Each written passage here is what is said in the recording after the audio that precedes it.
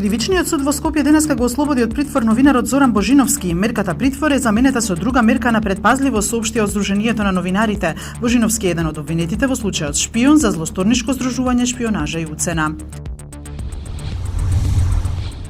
Македонија и Бугарија го согласија текстот на договорот за добрососедство, чија цел е решавање на долгогодишните спорови и тензии, изјави македонскиот министер за надворешни работи Никола Димитров во интервју за Reuters.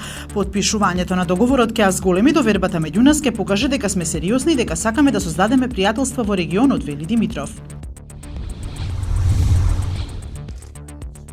Председателот Доналд Трамп на заедничка пресконференција во Париз со францускиот председател Емануел Макрон навести дека постои шанса нешто да се постигне во врска со Парискиот договор за климатските промени, оставајќи ја така отворена вратата за можност за промена на ставот од договорот од кој сад се повлече.